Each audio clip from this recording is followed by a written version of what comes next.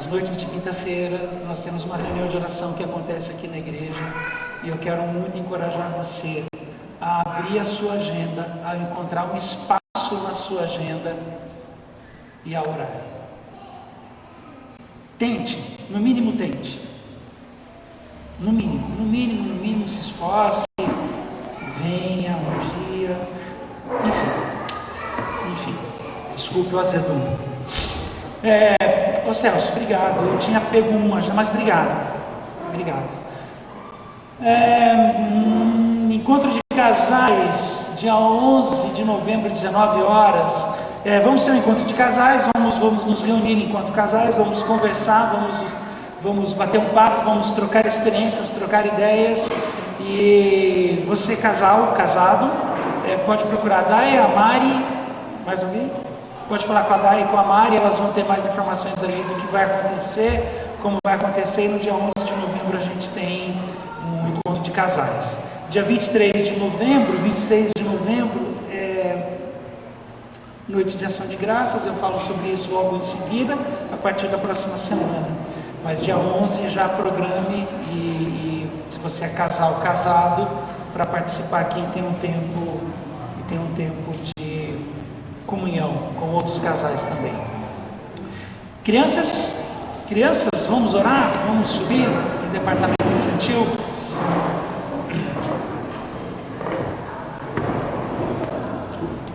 E aí? Filho forte? Belezinha? E os pereba lá, tá de volta já? Viu o jogo do Flu ontem? Jogão, hein? Aquele segundo gol lá, o que foi aquilo, né? Muito legal. Vamos orar? Joia. Deixa eu tirar isso daqui.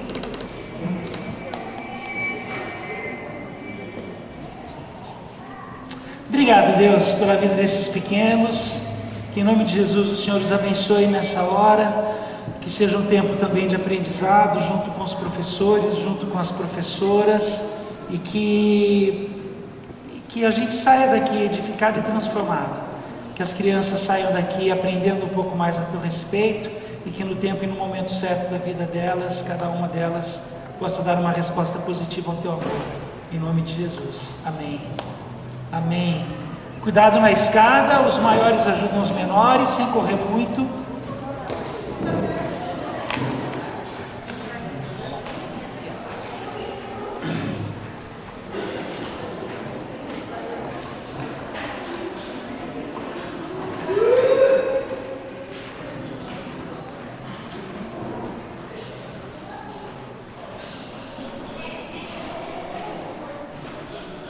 Semana passada eu estava em Curitiba e eu fui a trabalho por causa da empresa, e de lá eu fiquei o final de semana porque haveria uma conferência de louvor e adoração na Vineyard Curitiba, na igreja do Leandro. A Greta e o Paulo também foram para lá e eu pude servir os irmãos lá nas noites de sexta, sábado e domingo. Foi um tempo muito, muito interessante, muito bom. E eu pensei em conversar com vocês exatamente a mesma coisa que eu falei lá. O que eu falei lá em um final de semana, eu pretendo conversar com vocês nos próximos 3 domingos, começando no Salmo 63. O tema da conferência lá era, mais que tudo, a expectativa do Leandro, quando ele começou a organizar o evento junto com a liderança dele, era que a igreja entendesse, a igreja de Curitiba entendesse a importância da adoração congregacional e a importância de quando estamos juntos e reunidos, o que muda? O que muda? Quando nós abrimos a nossa boca e cantamos canções como essas que a gente cantou hoje, o que muda? Aí o Leandro passou a ideia do que ele pretendia, e eu propus para ele 3 coisas.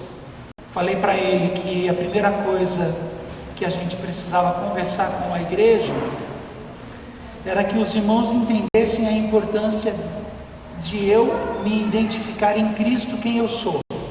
Eu preciso entender quem eu sou em Cristo, para que a partir daí, desse entendimento acontecendo, quando eu estou com os meus irmãos reunidos em nome do Senhor, algo de diferente aconteça. Porque se eu não me entendo, eu venho para um ambiente como esse que nós aqui estamos, e é só mais um ambiente social. E eu falei para ele, eu acho que o primeiro passo é que a gente foque mesmo na centralidade da pessoa e que ela se entenda em Cristo Jesus. Feito isso, a gente pode dar um segundo passo, que seria compreender o que a gente espera quando nos reunimos em nome do Senhor. E por último e finalmente, isso não pode ficar aqui, não deveria ficar aqui. É algo que tem que ir para outras áreas da nossa vida e na dinâmica da rotina da nossa vida. Nós tivemos 2 ou 3 reuniões sobre isso, compartilhei com ele ali os textos que eu ia usar, o que eu pretendia falar, a Greta trouxe a contribuição dela, as músicas que iriam ser ministradas durante os 3 dias de conferência, e foi algo assim muito interessante. Eu espero que de alguma maneira também a gente consiga ser juntos abençoados aqui em Mogi com tudo aquilo que eu falei lá em Curitiba. E eu convido você a abrir a sua Bíblia, o seu aplicativo, no Salmo 63, que foi o meu ponto de partida lá com os irmãos em Curitiba semana passada. Salmo 63.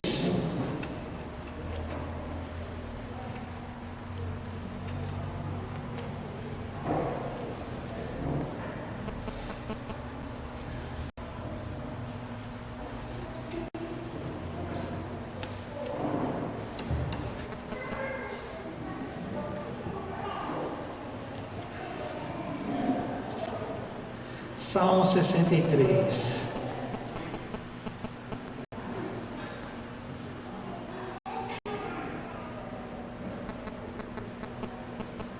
O meu texto bíblico, ele traz um título antes do versículo 1, que diz que é Salmo de Davi sobre a ocasião em que estava no deserto de Judá.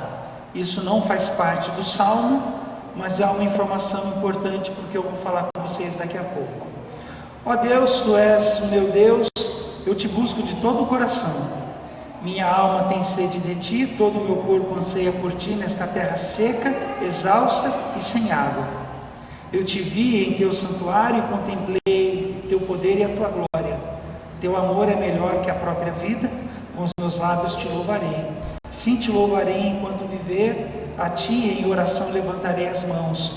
Tu me satisfazes mais que um rico banquete, com cânticos de alegria Te louvarei. Quando me deito, fico acordado pensando em Ti, meditando a Teu respeito a noite toda, pois Tu és o meu auxílio, à sombra de Tuas asas canto de alegria. Minha alma se apega a Ti, Tua forte mão direita me sustenta. Aqueles, porém, que tramam me destruir, descerão às profundezas da terra, morrerão pela espada e servirão de comida para os chacais. O rei, contudo, se alegrará em Deus. Todos que juraram falar a verdade o louvarão, mas os mentirosos serão calados. Deus nosso Pai, que em nome de Jesus a Tua palavra encontre morada no nosso coração e que em nome de Jesus a Tua palavra produza vida na nossa vida, para a honra e para a glória do Teu nome. Amém. Salmo 63. Salmo 63, ele é uma fala de Davi de absoluta dependência de Deus. O salmo inteiro, o Davi está falando o quanto ele depende de Deus. A informação que antecede o salmo diz que é um salmo que foi escrito por ocasião em que Davi foi para o deserto. Logo, os versículos 1 e 2, eles ganham uma vida a mais quando a gente entende esse contexto de deserto na vida do Davi.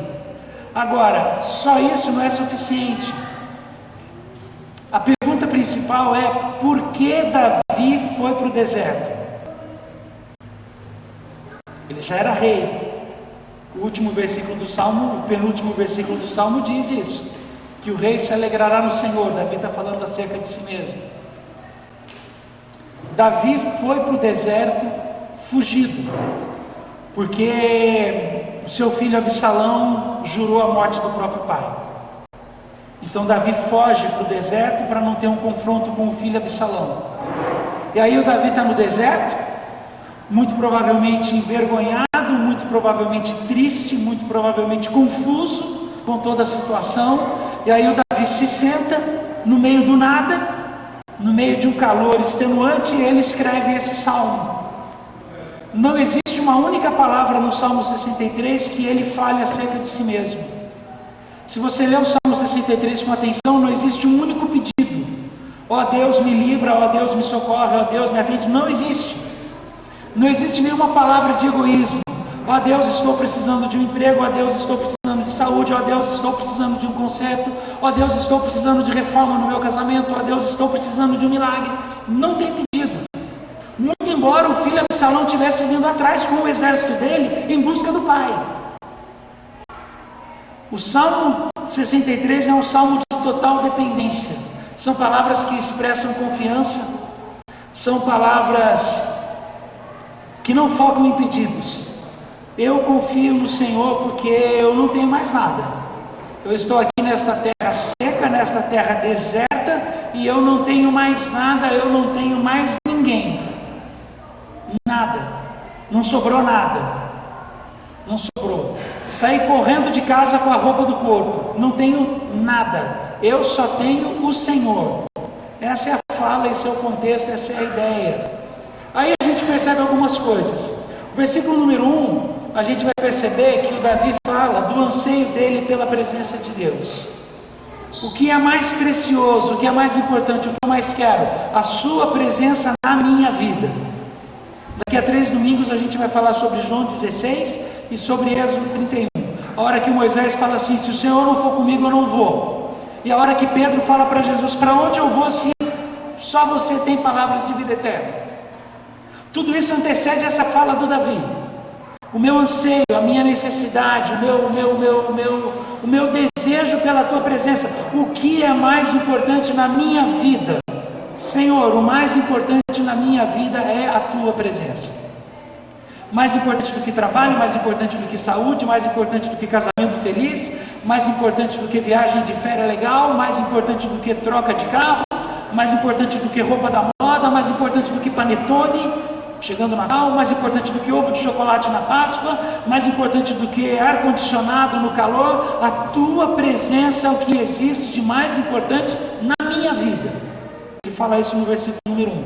Quando você pega os versículos de 2 a 4, aí o Davi vai falar que ele se lembra do santuário de Deus. Mas a lembrança do santuário de Deus é mais do que a lembrança do templo e do prédio. A lembrança do santuário de Deus no coração de Davi é essa lembrança aqui. É essa lembrança do povo reunido, é essa lembrança do povo celebrando, é essa lembrança do povo cantando, é essa lembrança do povo se expressando em amor e temor a Deus, é essa lembrança de todos a uma só voz desejar que o Senhor seja o mais importante na vida dele. Então a lembrança não é do prédio. Ah, que saudade do meu prédio amarelo, da minha luz, da minha microfonia, da minha... Não é isso. Que lembrança eu tenho? Como eu me lembro do teu santuário. Eu me lembro de quando eu me reunia no teu santuário. Eu me lembro das coisas possíveis de acontecer quando estamos reunidos no teu santuário. É essa lembrança. Quando chega ali os versículos de 5 a 8, Davi, ele acha uma resposta para a ansiedade do seu coração quando ele olha para os atributos de Deus. Qual a resposta que eu tenho para as ansiedades do meu coração? Olho para o meu Deus, olho para os atributos do meu Deus, olho para quem Ele é. É uma questão de conhecer quem eu amo, é uma questão de estar na presença de quem eu amo, é uma questão de desejar quem eu amo comigo. Então Davi olha para os atributos de Deus e ele fica tranquilo. O que é maior do que o meu problema? E olha que é um baita de um problema. O próprio filho com um exército na cola dele. Quem é maior que o meu problema? O meu Deus. Quem é maior do que a situação que eu estou vivendo? O meu Deus. Quem é maior do que o desemprego, que eu já não sei mais o que fazer na minha vida? O meu Deus. Quem é maior do que essas questões familiares que parece que não tem fim e nunca resolve? O meu Deus. O meu Deus, e eu olho para o meu Deus. Aí, aliás, tem um meme muito engraçado, né? Mostre para os seus problemas o tamanho do seu Deus. Você já deve ter visto isso em algum lugar, esse fantástico planeta gospel que a gente faz parte. Mas no fundo é isso. O Davi consegue olhar para Deus, consegue olhar para os atributos de Deus e consegue descansar no meio do deserto, sem ar-condicionado, sem água gelada, com o exército na cola dele, com vergonha, triste, encabulado, sem saber o que vai ser da vida dele. E aí ele vai para o final do Salmo, onde ele pega ali dos versículos de 9 a 11, ele expressa a confiança dele nessa salvação divina, em contraste com o destino dos seus perseguidores. Muito simples. Ele pega a situação dele, o desejo dele de andar e de estar com Deus, e contrasta a situação dele com a situação dos seus inimigos. E ele fala: eu posso descansar, porque eu sei o final da história. Eu posso descansar tranquilo, porque realmente nada me abalará, e o Senhor meu Deus é comigo. E eu descanso. E aí ele faz um contraste daquele que é obediente, do rei, aquele do servo do coração, aquele que fala a verdade, com a situação dos demais, e termina o salmo. Tem um autor, Denis Allan, ele diz o seguinte, abro aspas: o Salmo 63 reflete os profundos desejos de um coração que deseja a presença de Deus mais do que qualquer outra coisa. O Salmo 63 reflete os profundos desejos de um coração que deseja a presença de Deus mais do que qualquer outra coisa. Até aqui tranquilo? Dúvida? Alguma novidade que você não sabia? Eu vou dar mais um passo, está tudo bem mesmo? Posso ir? Minha dúvida então é: o que você mais ama? Em contraste ao Salmo 63, o que você mais ama? Porque existe um grande risco de você pensar que ama o que você não ama. Existe um risco muito grande de você pensar assim: não, eu amo o Senhor mais do que qualquer coisa na vida, e você não ama. O que você mais ama?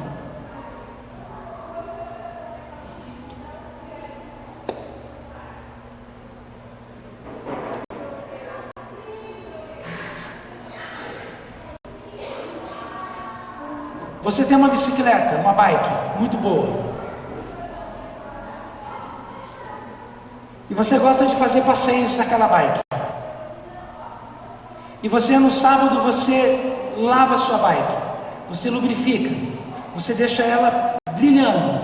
Aí no domingo você sai pedalando porque você ama a sua bike. Aí você acha assim: ah, eu preciso comprar uma roupa que combine com a minha bike. Aí você compra uma roupa nova. Aí você descobre que existe uma sapatilha que dá para colocar no seu pedal, e você compra a sapatilha. Daí você começa a montar grupos de bike, começa a conhecer grupos de bike na cidade. Daí você tem a sua bike, você tem a sua roupa, mas só não é suficiente, porque você anda, sua, transpira, e agora você faz parte de um grupo, e você vai andar na sexta-noite, no sábado e no domingo. Então você precisa de algumas roupas a mais, de uma sapatilha a mais. Aí lavar a bike só no sábado não funciona, porque na sexta-noite tem passeio e a bike tem que estar limpa. Aí você começa a cuidar da bike na quarta e na quinta. Passeia na sexta, no sábado, no domingo, com a roupa nova, com a equipe, com o grupo, e tem o grupo de WhatsApp e tal, e tal, e tal, e tal, e tal, e vai, e o domingo e tal. Você se transforma naquilo que você ama. Porque a sua vida vai ser vivida em função da sua bike. E a sua vida vai ser vivida em função dos passeios de sexta, sábado, domingo, segunda, terça, quarta, quinta e do grupo, e a sua vida está em função daquilo. E você acabou se transformando naquilo que você ama.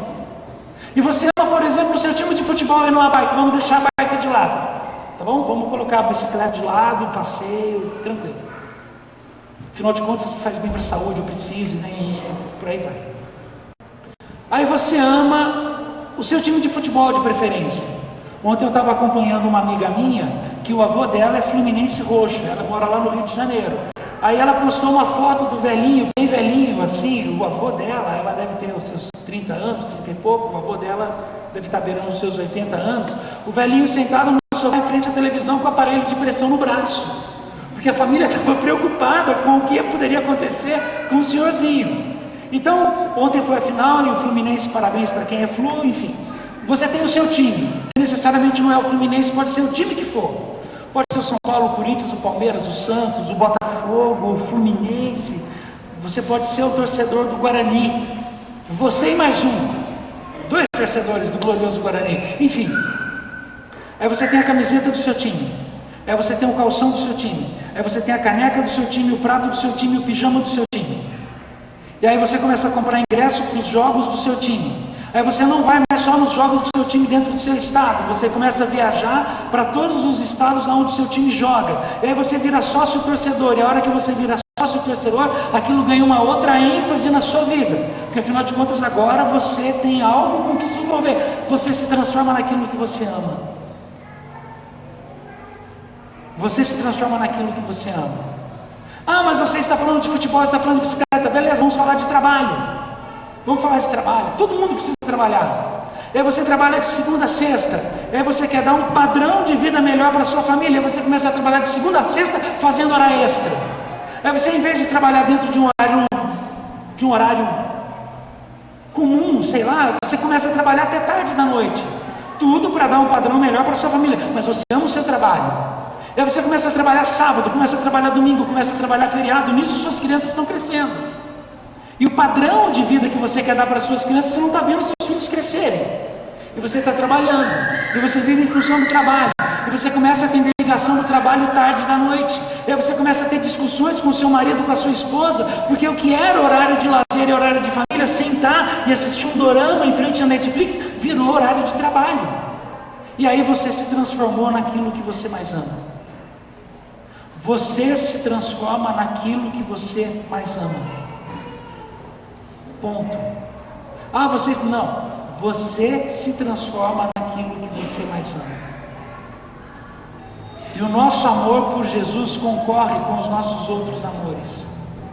Nenhum problema torcer para time de futebol, nenhum problema ir para o estádio, nenhum problema comer o pão com pernil na porta do estádio, lá no sujinho, nenhum problema. A igreja tem grupo de bike, nenhum problema, gente. Aliás, é maravilhoso, o grupo de bike da igreja virou um pequeno grupo de oração, devoção e unção daquela turma que ali participa. Nenhum problema de trabalhar, nenhum problema de legitimamente ganhar o pão com o suor do seu rosto. Isso é bíblico, é um princípio bíblico. Nenhum problema você ter dignidade, poder sentar no restaurante que você quer, escolher o prato que você quer, levar sua família de férias onde ela quer. O que eu estou dizendo é que todas estas coisas concorrem com a atenção que você deveria e deve dar a Deus. Aonde Deus deve ter a primazia e o primeiro lugar na sua vida. E aonde você não percebe, você vai se transformando naquilo que você ama. E a hora que você se transforma naquilo que você ama, você descobre que de fato eu não amo Jesus. Eu não amo. Não amo Jesus porque exatamente agora o meu trabalho é mais importante do que Jesus. O meu grupo de bike é mais importante do que Jesus. O meu time de futebol é mais importante do que Jesus. E eu estou dizendo que eu amo Jesus, mas as minhas atitudes não comprovam aquilo que eu digo. Porque a minha boca fala uma coisa e a minha atitude é outra. E aí a gente vai de novo esbarrar no grande problema, onde a gente fala assim, poxa vida, tem tanto crente dando mau testemunho. É verdade, inclusive nós. Existe uma dicotomia enorme do que eu falo que eu acredito e do que eu pratico. Porque o que eu falo que eu acredito não condiz com o que eu pratico. E o que eu pratico está muito longe daquilo que eu digo que eu acredito e amo. Logo, o Salmo 63, se a gente fosse bastante honesto, a gente teria que parar de ler por um tempo. E enquanto a gente para ler, a gente vai para o nosso quarto, dobra o joelho, ora e Senhor, tem misericórdia de mim. Porque alguma coisa tem que acontecer.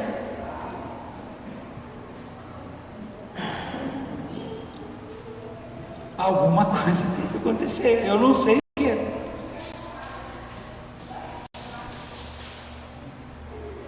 Por uma razão muito simples. Quando eu me reúno aqui, e quando aqui nós temos um período de adoração, como nós tivemos hoje, como a gente costuma ter todos os domingos, estes períodos deveriam moldar o nosso coração à imagem e semelhança de Jesus.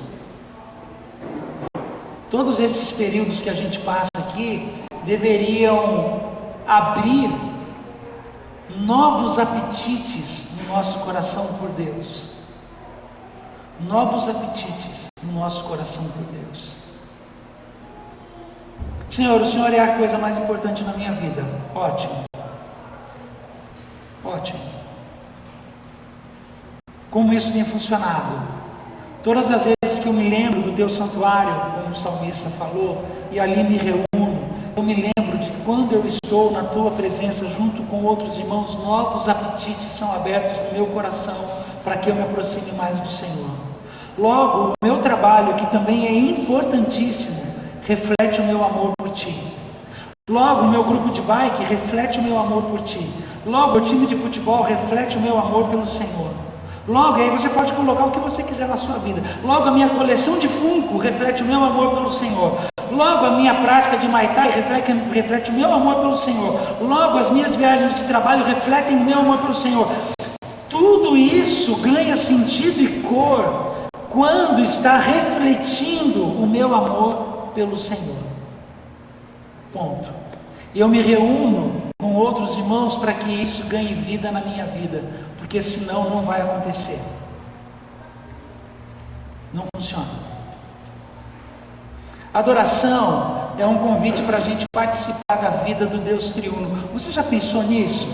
Que o Senhor Jesus morreu na cruz do Calvário.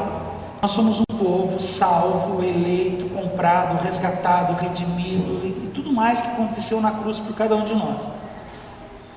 E que quando isso acontece, nós somos convidados a participar daquilo que o Senhor está fazendo. Você consegue imaginar a importância disso? O que o Senhor está fazendo, eu estou sendo convidado a participar do que o Senhor está fazendo. Aliás, Jesus diz isso em João, né? Eu não faço nada que eu não vejo meu Pai fazer. E a gente é convidado a fazer aquilo que o Senhor está fazendo.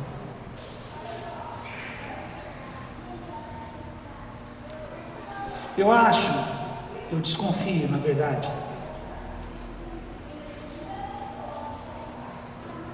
que nós precisamos entender esse tempo de reunião que nós temos a partir daquilo que foi feito na cruz do Calvário por cada um de nós. E aquilo que foi feito na cruz do Calvário por cada um de nós tem que ser tão importante na minha vida e na sua vida, que isso se torna o centro, o universo de todas as coisas. O que muda, o que converte, Jesus. E a partir daí eu quero realmente amar o Senhor e crescer em amá-lo cada vez mais. Quero continuar amando, quero de verdade orar como Davi orou. Ó Deus, tu és o meu Deus, eu te busco de todo o coração. Eu te busco de todo o coração. Eu quero que o meu coração te busque. Eu quero que a integridade do meu coração esteja envolvido nisso. Eu te busco de todo o meu coração. A minha alma tem sede. Todo o meu corpo anseia por ti nesta terra seca, exausta e sem água. Eu não sei qual é o seu deserto. O deserto do Davi era um deserto literal. Uma terra seca, deserta, exausta e sem água. Não sei, a gente poderia espiritualizar o texto. Eu não sei qual é o seu deserto. Seu deserto pode ser uma questão familiar, o seu deserto pode ser uma questão de emprego, o seu deserto pode ser um monte de coisa. No caso do Davi, o deserto dele era um deserto literal, porque Absalão estava na cola dele e queria matá-lo. E o deserto do Davi aconteceu mesmo. Nossa, dá medo até de pensar, né? Dizem que o deserto, durante o dia é um calor insuportável e à noite é um frio que ninguém aguenta. Esse era o deserto do Davi. E às vezes algumas situações da nossa vida realmente acontece isso conosco. Eu te vi em teu santuário e contemplei o poder da tua glória. Teu amor é melhor que a própria vida. Com os meus lábios te louvarei, sim, te louvarei enquanto viver. A ti em oração levantarei as minhas mãos. Tu me satisfaz mais do que um rico banquete. com cânticos de alegria te louvarei. Tudo isso que eu faço junto com o teu povo reunido modula o meu coração para que eu queira te amar mais. É mais do que canções bem tocadas, é mais do que letras bem escritas. São ferramentas que Deus usa para conduzir o nosso coração em direção ao coração dele. E a minha oração é que a gente consiga fazer isso de verdade. Uma das canções, se não me engano, a última que a gente cantou, diz que nós amamos Jesus e que nós esperamos pela sua volta como igreja, algo assim. Não tem uma frase assim na música? Teve, não teve? É isso. É disso que se trata. É disso que se trata. Precisamos remanejar a direção do nosso coração. James Smith, ele escreveu um livro sensacional, Você é aquilo que você ama. E eu acho que a gente tem que reformular os nossos amores, realinhar. Sabe a Justifino? Você está procurando uma estação do rádio, isso é no meu tempo, né? Que tinha um botãozinho assim, você ia rodando, hoje você ia rodando, aí chega uma hora você tem que dar um ajuste fino assim, só para parar de ter chiado e você ouvir a música com uma qualidade melhor. Acho que o nosso coração precisa disso. De novo, nenhum problema em todas as coisas que a gente faz, e nenhum problema em todos os exemplos que eu te dei. Começa a virar problema quando Jesus não é o centro do meu amor e da minha vida, e quando o Senhor deixa de ocupar o lugar que Ele deveria e deve ocupar nas minhas decisões. Acho que é isso.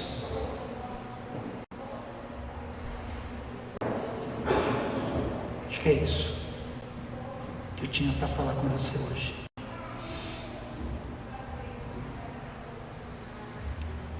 Falei isso, né, Curitiba? Desse jeito, assim. Eu falei desse jeito. Aí quando terminou a reunião, aí a gente foi para um lugar lá tomar café, bater um papo, tal. Aí uma jovem lá da igreja parou e veio falar assim: quando na sua vida você entendeu que Jesus era o maior amor? Que horas da sua vida isso aconteceu? E estava ela assim, uns 18 assim em volta. Aí a hora que ela fez a pergunta, todo mundo que virou os holofotes assim. Que horas? E aí eu respondi para eles assim: houve um momento na minha vida, em que eu precisei responder para Deus se o Deus que a minha avó Antônia amava e servia era o Deus que eu queria amar e servir. E houve um momento na minha vida que eu precisei, com Deus, entender se a maneira que a minha avó servia o Deus que ela amou era a maneira que eu amou, porque a minha avó já partiu, tá? O Senhor a recolheu para si. O Senhor vai ficar mais alegre com a minha avó. E eu precisei dar essa resposta. A partir do momento que eu dei essa resposta de quem o Senhor é na minha vida, esse novo nascimento, constantemente eu preciso de novas respostas em direção ao amor de Deus para a minha vida.